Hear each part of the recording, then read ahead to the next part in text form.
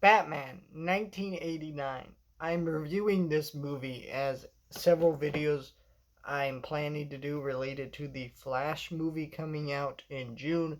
I know a lot of people are not excited about that movie, and there's a lot of controversy around that movie, but frankly, it's still DC. I'm still excited, and the main reason most people are excited is to see Michael Keaton's Batman return. Now, if you want to hear my thoughts on other Batman movies, like Batman Forever, Batman Robin, the Dark Knight trilogy.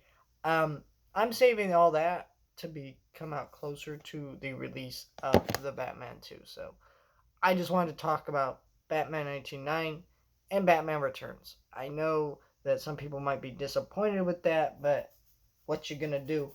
I just wanted to talk about Batman Returns or Batman 89 and Batman Returns. Batman 1989 is a weird movie for me because I have a stance that I think a lot of people don't have with this movie, which is that this is a great movie for the most part, but it's a terrible Batman movie. And some people might be like, what are you saying? Um, I think this movie is an awesome directorial style and, the beautiful uh, cinematography and cool stylistic choices Burton makes with the effects and things like that are really neat and give this movie a lot of great energy and life to it, make Gotham really feel lived in and exciting and something we had never seen before up until this point. Because you gotta remember, Batman up until this point was Adam West Batman. And I love Adam West Batman, rest in peace. Um, but like it was holy jumping donut holes Batman, type shit. And then now you got something that's darker, um, more in somewhat in line with the comics, but really this movie is very inaccurate to the comic books. And if you like Batman comic books, this movie can actually be pretty disrespectful at points. First of all, we never in the comics we never get a true origin story for the Joker, and in this movie, most of the time the Joker isn't even wearing his clown makeup, which is just very odd. Um, Not saying it doesn't happen in the comics, but as much as it does in this movie, is a little bit weird. Um,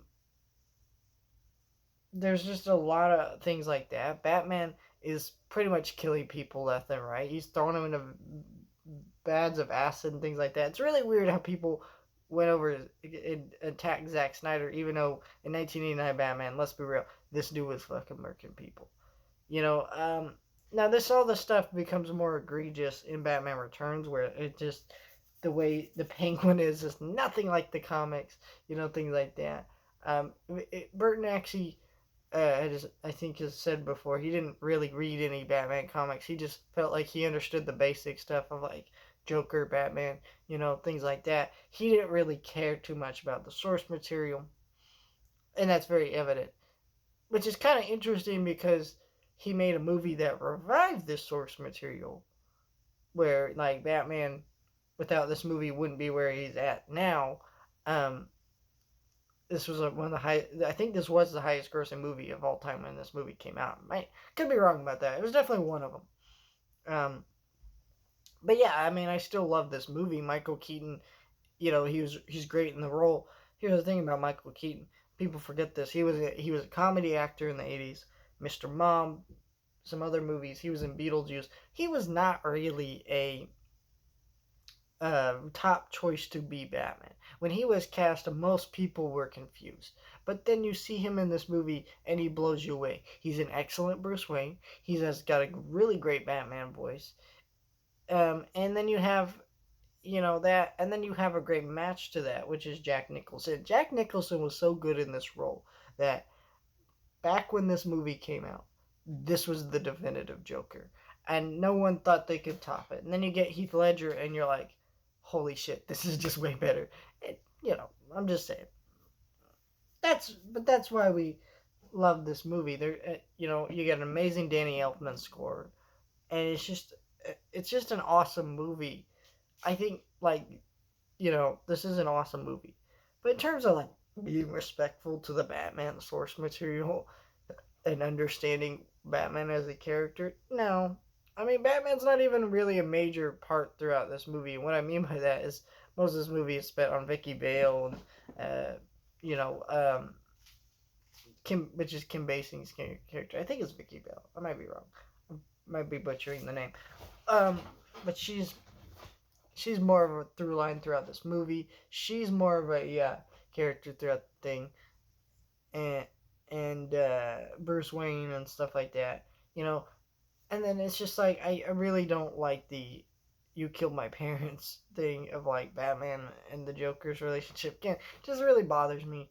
Because it's not accurate to the comic books. It's not just so much that it's not accurate to the comic books. It does feel very odd in the movie, like just a weird point in the movie, just meant to further connect Batman and the hero when really Joker's just a crazy madman, and that's really the way it just should be. Because it, you know, when you start giving the Joker motivations and things for why he does things, it's just really weird. I don't like that. And then one more thing I want to mention about this movie is it is a little bit dated. There are a couple points I definitely watched this movie. I'm like, this is a movie from 1989. That scene where they're in the museum, which I do love, in kind of an ironic, kind of fun way, where they're playing like "Party Man" by Prince.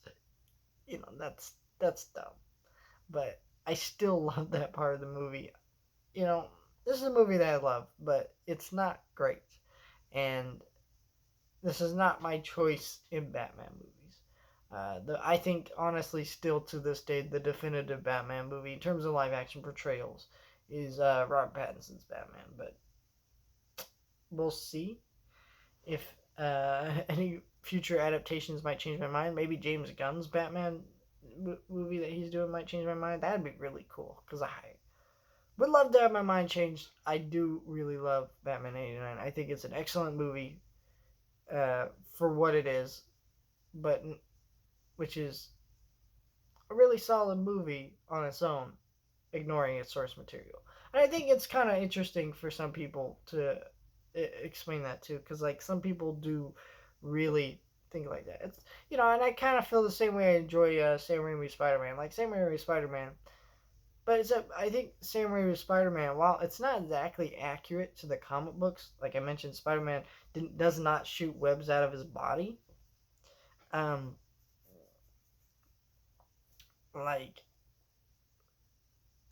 I still think that the Spider-Man movies that he made capture the root and understand the character very well, even though it's not exactly the completely accurate. So there's a big difference, I think, with that compared to this. I still really enjoy this movie, but yeah, let me know your thoughts, like, share, and subscribe.